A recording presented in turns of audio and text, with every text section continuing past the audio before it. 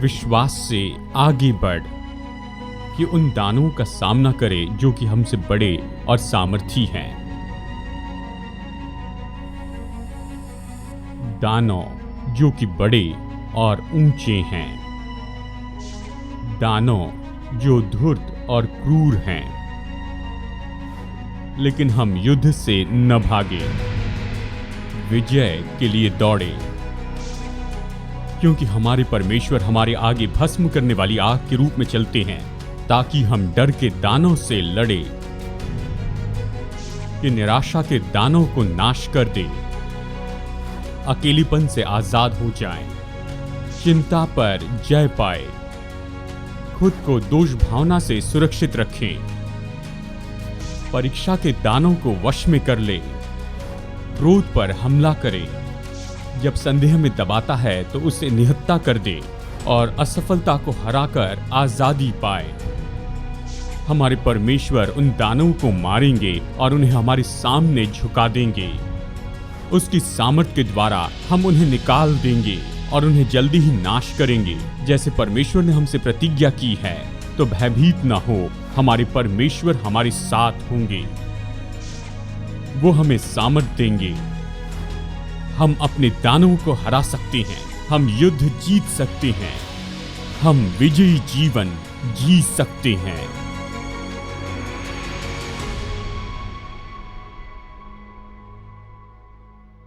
उन्नीस 1970 की शुरुआत में एक बहुत ही अच्छे जवान अमेरिकन पियानिस्ट ने कंसर्ट किया chamber music room Erawan hotel Bangkok में। रिसाइटल के लिए केवल कुछ ही मिनट हुए थे, तब उस आर्टिस्ट ने जाना कि ये वातावरण बहुत ही ज़्यादा आर्द्रता से भरा हुआ है।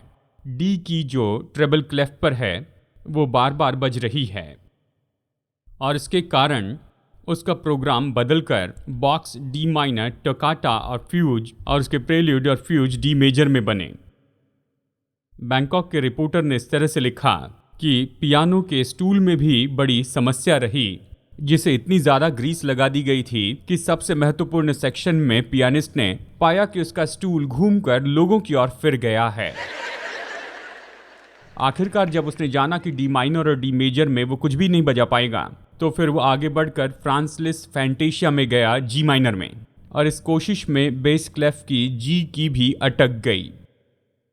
नोट्स को फ्री करने में साथ साथ में वो पियानो के लोअर सेक्शन में लात मारने लग गया और इसके परिणाम में पियानो का दाहिना पैर उखड़ गया और पूरा इंस्ट्रूमेंट 35 डिग्री एक तरफ झुक गया। और इस समय इस कहानी में, जो कि एक सच्ची घटना है, तब म्यूजिशियन उठ खड़े होते हैं, लोगों के सामने वो झुकते हैं और लोग ताली बजाते हैं और वो मंच से चले जाते हैं। और जबकि दर्शक इन्हें देख ही रहे थे, कुछ ही पल में वो लौट कर आते हैं, अपने हाथ में फायर एक्स लेकर आते हैं और उससे वो पियानो को तोड़ने लग जाते हैं।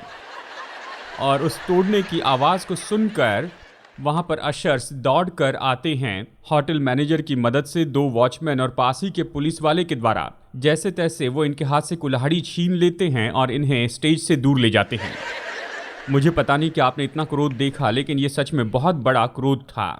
आज भी हमारी परंपरा में बहुत सा ऐसा क्रोध है, मैंने ये देखा है। पेपर के क्लासिफाइड एड सेक्शन में हाल ही में ये एड थी, कभी न पहना गया विवाह का ड्रेस बेचने के लिए है। 38 कैलिबर पिस्टल के बदले में ये बेचा जा सकता है।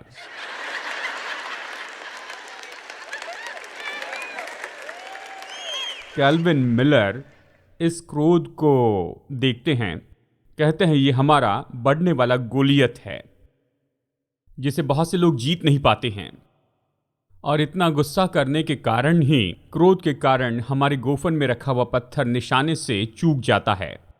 ये लोगों के सामने सबसे बड़ी चुनौतियों में से एक है।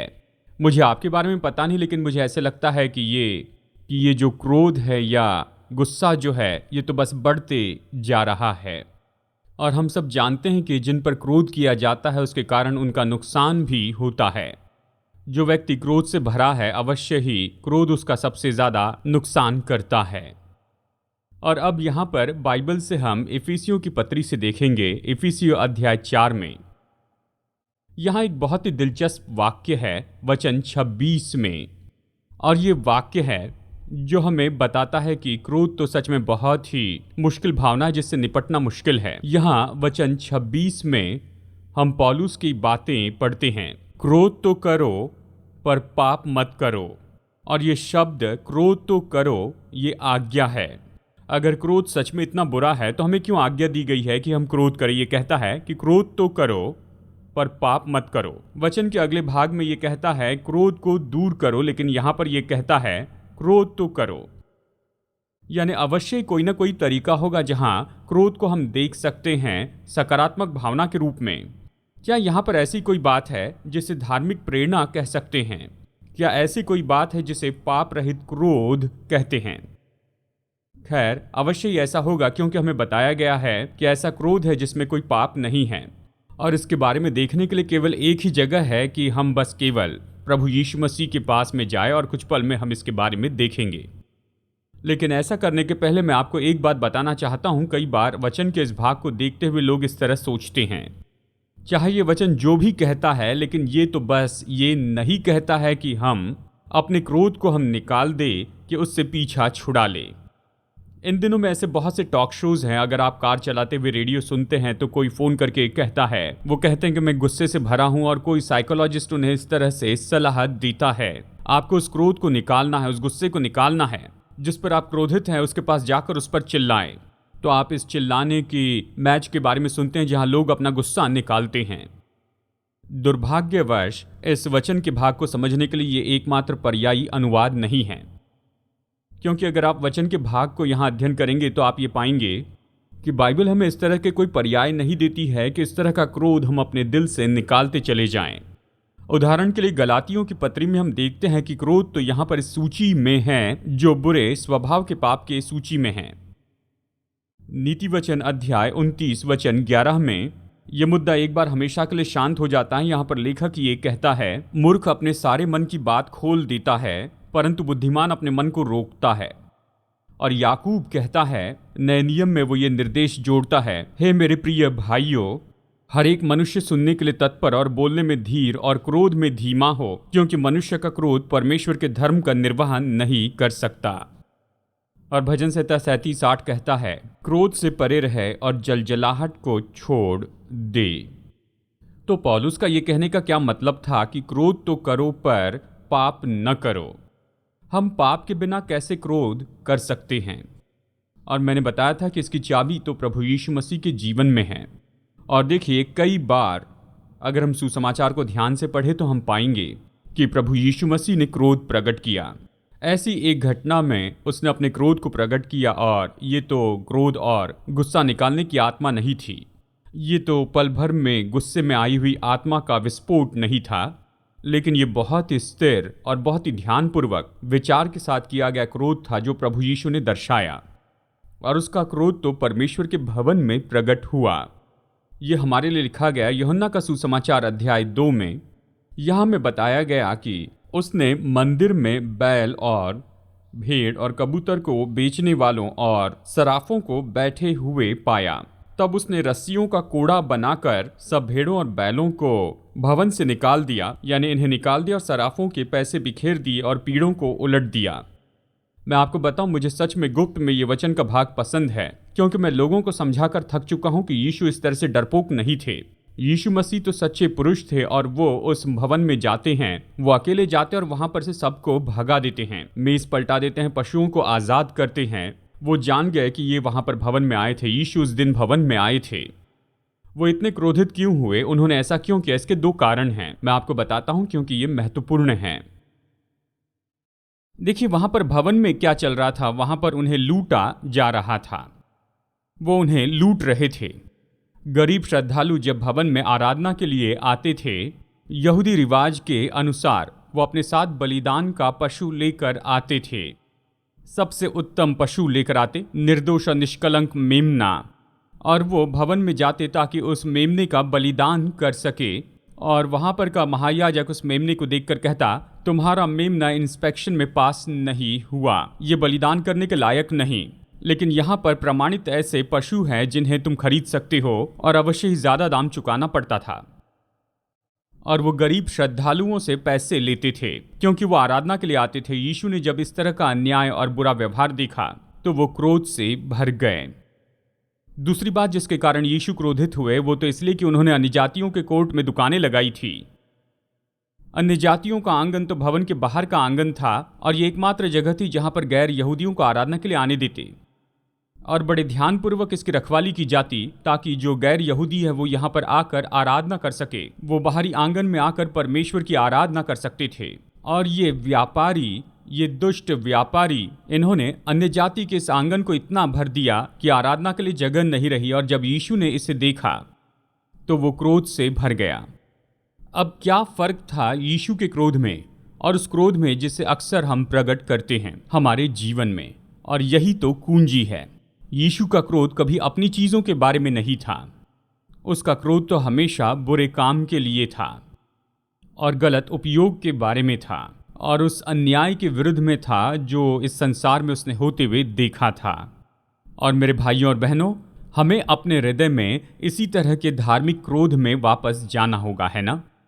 और हम तो जीवन के बारे में इतना अनदेखा करने वाले हो जाते हैं कि हमारी इस परंपरा में हम अन्याय को ऐसे देखते हैं कि इसके लिए क्रोध करने की जरूरत नहीं। धार्मिकता का क्रोध है और इसके लिए चाबी ये है, अगर आप इसलिए क्रोधित हैं क्योंकि आपके साथ कुछ किया गया है तो ये धार्मिकता का क्रोध नहीं है। लेकिन जो कुछ भी हो रहा है उसके कारण आप क्रोधित हैं, जो दूसरों को चोट पहुंचाते जा रहा है, तो ये धार्मिकता का क्रोध है जिसे हमें मजबूती से प्रकट करते जाना है। जॉन स्टॉक ने एक बार कहा, विश्वासियों के धर्मी क्रोध के लिए जगह है। बुराई पर क्रोध करे उसे सहते न जाएं, पाप पर क्रोध करे उसे सहारा न दें। क्रोधित होना सही है। एरिस्टोटल ने बहुत समय पहले इस तरह से कहा था, जो भी क्रोधित होता है सही वजह पर, सही व्यक्ति के विरुद्ध में सही तरीके से, सही पल में सही समय के लिए उसकी तारीफ की जानी चाहिए। और वो सही थे। यानी हमें पहचानना होगा कि ऐसा क्रोध है जिसमें पाप नहीं, लेकिन अपना क्रोध निकालने की ये बात नहीं। यह अपने क्रोध की भड़ास निकालना नहीं है, क्योंकि वचन इसके बारे में कुछ नहीं कहता है। एक ऐसा भी क्रोध है जो कि पापमय है। और जिस वचन को हमने यहाँ पर देखा है उसी वचन के भाग में यह हमें स्पष्ट रूप में बताता है, क्रोध तो करो पर पाप मत करो, सूर्य अस्त होने तक तुम्हारा क्रोध न रहे, ये कहता है, और न शैतान को अपने जीवन में अवसर दो। और फिर वचन में आगे कहता है, सब प्रकार की कड़वाहट और प्रकोप और क्रोध और कलह और निंदा से तुम खुद को दूर रखो।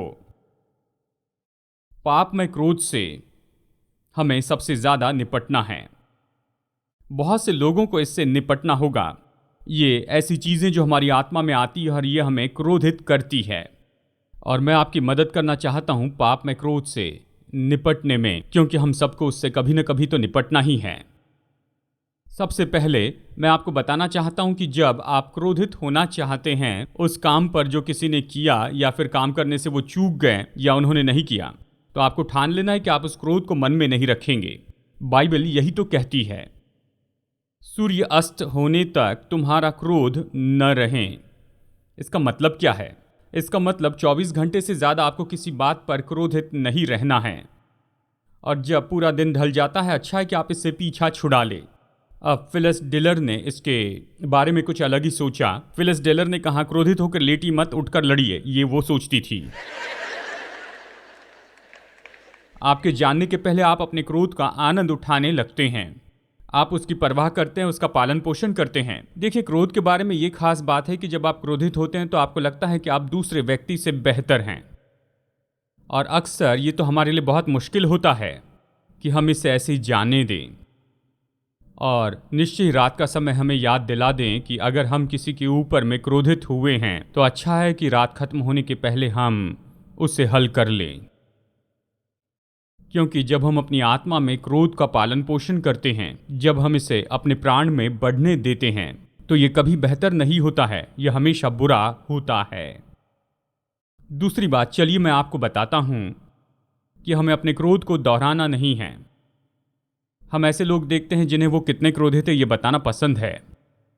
जब आप उनके सामने जाते हैं तो आपको पूछने की ज़रूरत नहीं कि क्या हो रहा है, और वो बताएंगे कि वो कितने क्रोधित हैं। मुझे याद है, मैं हेनरी ब्रांट को सुन रहा था कई साल पहले जब मैं सेवकाई में बस शुरुआत कर रहा था। उन्होंने क्रोध पर संदेश दिया और उन्होंने अपने संदेश में इस तरह से बताया कि लोग हमेशा कहते हैं कि आपने मुझे इतना गुस्सा दिलाया। फिर उन्होंने कहा, कोई आपको गुस्सा नहीं दिला सकता है, आप क्रोधित हैं, उन्होंने बस इसे बाहर निकाला है। और जब हम इस क्रोध में होकर काम करते हैं, जब हम अपने क्रोध को यहाँ पर इस तरह बातचीत में आने देते हैं, तो हम बस अपने मन में, अपनी आत्मा में से और गहरा खोदते चले जाते हैं। जिस बात के कारण हम क्रोधित हुए हैं उससे अपने जीवन से हम बड़ा बनाते हैं, और यह हम पर इतना अधिकार करने लगता है कि ऐसा समय आता है कि हम उसके बिना जी नहीं सकते हैं। वो हमारे प्रतिदिन की बात का भाग होता है। क्रोध को न दोहराएं, और तीसरी बात, उस पर बातचीत न करें। इसका बस यही अर्थ है। इसका अर्थ है कि अपने मुंह को इसका स्रोत न होने दें, कि क्रोध को बढ़ावा दे। यहाँ पर वचन में हमें बताता है, कोई गंदी बात तुम्हारे मुंह से न निकले, इस तरह ये हमें बताता है। जानते हैं गंदी बात का मतलब क्या है? जिस तरह से नया नियम लिखा गया है, इसमें इसका अर्थ होता है कि काटने वाला।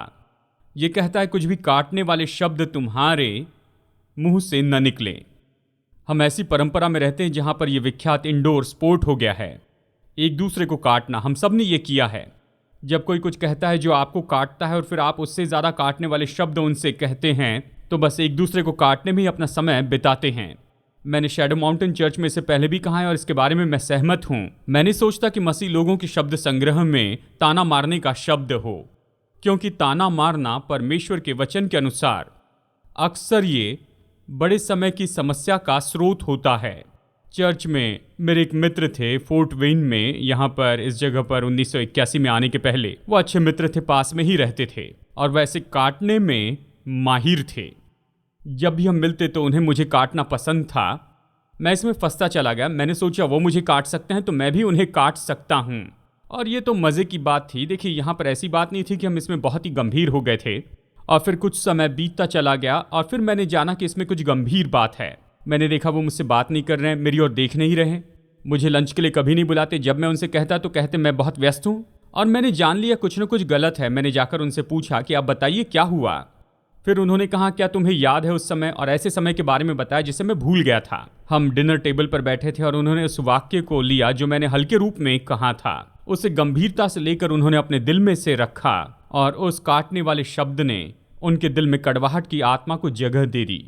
उसी दिन मैंने परमेश्वर से वादा किया कि मनुष्य के रूप में जितना भी मुझसे संभव हो, मैं कभी इस खेल में नहीं जुड़ूंगा। क्योंकि मैंने जाना कि क्योंकि मैं एक पास्टर हूं, कि जब मुश्किल का समय आता है तो मैंने जिस अर्थ से कहा, लोग उसे उससे भी ज़्यादा लेते हैं। प्रभु यीशु मसीह ने और प्रेरित पौलुस ने हमें ये बताया है कि हमें काटने वाले शब्द अपने मुंह से नहीं निकालने हैं। लेकिन देखिए इसका पर्याय क्या है। पर आवश्यकता के अनुसार वही निकले जो उन्नति के लिए उत्तम हो, ताकि उससे सुनने वालों पर अनुग्रह हो। हमें काटने वाले शब्द नहीं कहने, ऐसे शब्द कहने हैं जो एक दूसरे को उभारे और उनके जीवन में ये अनुग्रह और बल देता चला जाए। नीति वचन क्या कहता है? नीति वचन 15:1 में, कोमल उत्तर सुनने से गुस्सा ठंडा हो जाता है, परंतु कटु वचन से क्रोध भड़क उठता है। फिर इस पॉइंट में एक और विचार है जो मैं अभी आपको बताना चाहता हूं। कितने लोग जानते हैं जब आप क्रोधित लोगों के साथ में रहते हैं तो बस कुछ ही समय में आप में भी उनके लक्षण दिखते हैं। देखिए, सच में नीति वचन इसे बहुत ही प्रभावी ऐसे तरीके से हमें बताता है।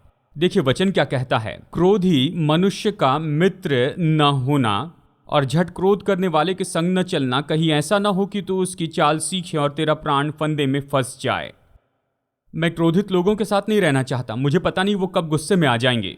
आपको पता नहीं किस कारण वो क्रोधित होते हैं, और ऐसे व्यक्ति के साथ में रहना बहुत मुश्किल होता है। और उनकी आदतें हम में ना ऐसे नहीं हो सकता। अगर कोई कहे कि मेरी अगर उनसे शादी हुई तो फिर क्या? हाँ, मैं आपके लिए प्रार्थना करूंगा और आपको भी बहुत प्रार्थना करनी चाहिए। चौथी बात, अपना क्रोध प्रकट न करें। यानी हम फिर से शुरू की बात पर पहुंच गए हैं। सब प्रकार की कड़वाहट और प्रकोप और क्रोध और कलह और निंदा सब बैरभाव समेत तुमसे दूर की जाए। यह हमें बताता है कि हमें ऐसे नहीं करना है कि अपने सारे क्रोध को हम प्रकट करते जाएं। नीति वचन अध्याय 19 वचन 11 कहता है, जो मनुष्य बुद्धि से चलता है वो विलंब से क्रोध करता है और अपराध को भुलाना उसको शोभा देता है। पाप में क्रोध कोई डांटना नहीं है, लेकिन ये तो गुस्से को निकालना है। कितने लोग जानते हैं कि वयस्क लोगों में क्रोध पूरी तरह से परिपक्व होता है। ये बहुत ही सभ्य दिखाई देता है बच्चे के क्रोध की तुलना में। बाइबल कहती है कि क्रोध से इस तरह से निपटते हैं कि आप इसका पोषण न करें, इसको फिर न दोहराएं, इसके बारे में बातचीत न करें। आपको बस इतना ही करना है कि इसे प्रकट न करें, इसे उल्टा करें। क्रोध को कैसे उल्टा कर सकते हैं? यहां पर इस वचन में यह कहता है, इसे क्षमा के द्वारा करें, प्रेमी करुणा और दया के साथ में करें। जिस व्यक्ति ने आपको क्रोधित किया उसके पास में जाइए और आप उसकी सेवा करने की कोशिश कीजिए। सच में रोमियो में यह कहता है, यदि तेरा बैरी भूखा है तो उसे खाना खिला, यदि प्यासा हो तो उसे पानी पिला, क्योंकि ऐसा करने से तो उसके सिर पर आग के अंगारों का ढेर लगाएगा। हमें चोट पहुंचाने वाले व्यक्ति के पास जाकर हम उनकी भलाई करते हैं तो हम उनके सिर पर अंगारों का ढेर लगाते हैं। दूसरे शब्दों में हम उन्हें शर्मिंदा करते हैं। उन्होंने जो हमारे साथ किया उसके लिए हम उसे फेर देते हैं। हमारे साथ जो हुआ उसके बदले में हम उनकी भलाई करते हैं, उसे फेर देते हैं। और मैं जानता हूं ये बहुत ही मुश्किल होता है, ये बहुत मुश्किल काम है। मैंने कुछ लोगों को बताया मैकडॉनल्ड्स में मेरे अनुभव के बारे में। मैं हमेशा वहाँ पर नहीं खाता हूँ, लेकिन अक्सर वहाँ पर जाता हूँ। मैं एक बार मैकडॉनल्ड रेस्टोरेंट में गया और ऐसा हुआ, मैं ये चाहता तो नहीं था लेकिन ऐसे हो गया। सामने से आने वाली स्त्री ने सोचा कि मैंने उनका रास्ता काटा। मैं अपने दिल में जानता था मैंने ऐसे नहीं किया, लेकिन उसे ऐसे लगा और वो बहुत ही गुस्सा हो गई। उसने अपनी कार की खिड़की नीचे की और खाने की चीज़ मुझे दे दी जिसके बिना वो जी नहीं सकती थी। जानते हैं वो, हाँ, उसने ऐसे कुछ शब्द कहे जो मैंने काफ़ी समय से नहीं सुने थे। वो मुझ पर चिल्लाने लगी, हाथों से ऐसे इशारे दिखाए जो मैंने काफ़ी समय से नहीं देखे थे, और वो मुझ पर चिल्लाने लगी और हॉर्न बजाने लग गई। मैं लाइन में था ऑर्डर देने के लिए और वो मेरे पीछे थी। मैं अंगीकार करता हूँ, मैंने दरवाजे बंद कर दिए।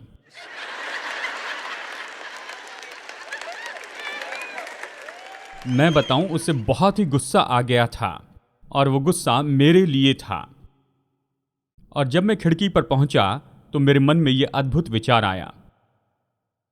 अपने भोजन के लिए मैंने पैसे चुकाने के बाद मैंने काउंटर पर पूछा, मेरे पीछे में जो कार आ रही है उनका बिल कितना हुआ? उन्होंने पूछा, क्या वो आपके रिश्तेदार हैं? मैंने कहा नहीं। उन्होंने मुझे उसके बिल का अमाउंट बताया। मैंने कहा मैं उनके लिए चुका दूंगा। तो उन्होंने कहा ये अच्छी बात है। मैंने कहा आप उनका बिल मुझे बताइए। मैंने कहा जब वो आए तो उन्हें फिर चार्ज मत कीजिए। खैर वो आई। जब वो आई तो मैं आपको बताऊं, मैं शारीरिक रूप में वहां पर रहकर ये सब देखना चाहता था कि देखो, मैं रियर व्यू मिरर में देखना चाहता था ताकि इन सारी बातों को खुद अच्छे से जांच लूं। और मैं बताऊं, वो पूरी तरह से चकित हो गई। उसे पता नहीं चला कि क्या करूं। जिस पर वो इतना गुस्सा हो गई थी उसने उसे लंच खरीद कर दिया। शायद वो घर में जाकर इस पर कई दिनों तक चर्चा कर रही होगी। शायद अभी भी चर्चा कर रही होगी। हाँ, जानते हैं ये दिलचस्प बात है। देखिए, जब हम क्रोधित होते हैं, इसके बारे में ये दिलचस्प बात है, जब हम क्रोधित होते हैं तो अक्सर जिन पर हम क्रोधित होते हैं वो ये भी नहीं जानते हैं कि हम उन पर क्रोधित हैं। उन पर इससे कोई प्रभाव नहीं पड़ता है। हम इस तरह का गुस्सा अपने अंदर लेकर चलते हैं जिसे हम चोट पहुंचाना चाहते हैं, वो तो इसे जानता भी नहीं है।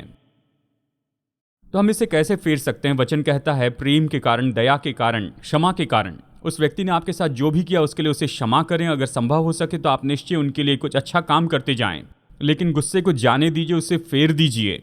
प्रभु ने जो कहा वो करने के द्वारा। आप कहेंगे ये स्वाभाविक नहीं, ये सही है, ये तो अलौकिक है। जब आप परमेश्वर को जानते हैं, उससे प्रेम करते हैं, तो प्रभु आपको ये करने योग्य बनाते हैं।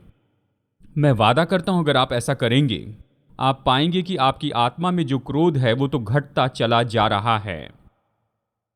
जानते हैं, कुछ लोग कहेंगे मैं क्रोध के बिना जीना जानता ही नहीं हूं। ये बात सच है, क्योंकि कुछ लोग अपने क्रोध को थामे रखते हैं क्योंकि ये सुबह जागने में उनके लिए कारण होता है। कुछ लोगों ने शायद ये किताब पढ़ी या फिल्म देखी होगी, हरिकेन। मेरे घर में ये किताब है और मैंने ये कहानी पढ़ी है। रूबेन हरिकेन कार्टर, काले बॉक्सर जिन पर 3 हत्याओं का गलत आरोप लगाया गया। जेल में 2 दशक बिताने के बाद ऐसी हत्या के लिए जो उन्होंने नहीं की, रूबेन कार्टर आखिरकार आज़ाद हो जाते हैं। हरिकेन इसी के बारे में है। यदि किसी के पास अधिकार होता कि वो नफरत और क्रोध से भरे तो अवश्य ही हरिकेन कार्टर होते, लेकिन ये उनके संदेश का एक भाग है जो किताब के पीछे में लिखा गया है। उनके आज़ाद होने के बाद उन्होंने कहा कि हमेशा ये सवाल उठता था और ये हमेशा रहा और ये हमेशा रहेगा, रूबेन क्या तुम कड़वे हो गए हो? और इसके लिए जो कुछ भी हुआ उसके लिए मैं यही जवाब देता, मेरे जीवन में सबसे ज़्यादा काम करने के जो साल थे यानी 29 साल से 50 साल के बीच में वो चुरा लिए गए। मेरे बच्चों की परवरिश को मैं अपनी आंखों के सामने नहीं देख पाया। क्या आपको नहीं लगता मेरे पास कड़वे होने के लिए हर अधिकार है? क्या कोई भी जो ऐसी परिस्थिति में है उसके पास कड़वा होने का अधिकार नहीं है? उन्होंने कहा, सच में कड़वा होना तो बहुत ही आसान था, लेकिन वो मेरा स्वभाव कभी नहीं था। कभी भी आसानी से काम करना मेरा तरीका नहीं था। मैं अपने जीवन में अगर कुछ सीखा तो बस यही सीखा कि कड़वाहट जिस बर्तन में रखी गई वो उस बर्तन को ही खा जाती है। और मेरे लिए कि कड़वाहट मेरे जीवन पर प्रभाव डाले और मेरे जीवन पर नियंत्रण करें, ये किसी भी तरह से उन लोगों को अनुमति देता है जिन्होंने मुझे जेल में डाला, कि उन्होंने जो 22 साल ले लिए उससे भी ज्यादा समय ले ले। अगर मैं ऐसा करता तो उनके अपराध को मैं पूरा करता। ये सच में अद्भुत वाक्य है। क्षमा के लिए, क्रोध से निपटने के लिए मैं आपको ये बताता हूं, वो उस जेल से केवल सलाखों से बाहर नहीं आए, लेकिन उन लोगों से भी आजाद हुए जिन्होंने अन्याय से उन्हें वहां पर रखा। आप क्रोध से निपट लें, इसे फेरने के द्वारा, और इसे परमेश्वर के सामने रखें। एक आदमी ने कहा, इस पृथ्वी पर शायद मुझे कभी न्याय नहीं मिलेगा, लेकिन स्वर्ग के कोर्ट में मैं उस पर कोर्ट केस कर दूंगा और परमेश्वर ही उससे निपटेंगे। जब आप ऐसा करेंगे तो आप वहां से निकलेंगे, क्रोध चला जाएगा और आप आजाद होंगे। मैं आपको प्रोत्साहित करता हूं, अगर आपके जीवन के दर्द के लिए प्रभु ने उत्तर नहीं दिया है और वो दानव जो आपके सामने आते हैं, तो वहां निश्चय ही परमेश्वर के वचन से सुरक्षा है। तो मैं आपसे कहता हूं कि आज आप इससे कीजिए। अगर किसी के बारे में आपके दिल में कोई कड़वाहट है तो क्यों ना आप इसे खोल दें और इसे परमेश्वर के हाथ में सौंप दें। क्यों ना प्रभु से कहें, प्रभु मैं इससे कड़वा होकर परेशान हो चुका हूं, अब मैं कड़वा नहीं रहूंगा, मैं उन्हें क्षमा करूंगा और प्रभु आप मेरी कड़वाहट के लिए मुझे क्षमा कीजिए। और परमेश्वर इसे करेंगे और आप कभी नहीं जानेंगे कि कितनी महान शांति आपकी आत्मा में आएगी, जैसे ऐसी शांति ये जानने से आती है कि अभी आप क्रोधित नहीं हैं। आज मेरे साथ टर्निंग पॉइंट में जुड़ने के लिए धन्यवाद। जितना ज्यादा हम वचन का अध्ययन करेंगे उतना ज्यादा हम समझेंगे कि हमारे प्रेमी परमेश्वर हम में से हर एक के साथ में व्यक्तिगत संबंध रखना चाहते हैं। अगर आप उसके साथ में संबंध को शुरू करना चाहते हैं तो पहला कदम है अपने पापों से पश्चाताप करें और प्रभु यीशु मसीह को अपना उद्धारकर्ता और प्रभु होने के लिए कहिए। जब आप ये निर्णय लेते हैं कि परमेश्वर का मुफ्त का उद्धार का वरदान पाएंगे तो मसीह यीशु में नई सृष्टि बनकर परमेश्वर के साथ की आपकी ये यात्रा शुरू होती है। यदि आज आपने विश्वास के इस कदम को उठाया है तो मैं आपको प्रोत्साहित करता हूं कि दूसरे विश्वासियों को अपना निर्णय बताइए, भरोसेमंद सेवकाई या स्थानिक चर्च को बताइए और अपने इस नए विश्वास में उन्नति करते चले जाइए। जैसे आप परमेश्वर के साथ चलना शुरू किए हैं, प्रभु आपको आशीष दे। मैं अगली बार आपसे मुलाकात करने की आशा करता हूं, यहीं पर टर्निंग पॉइंट में।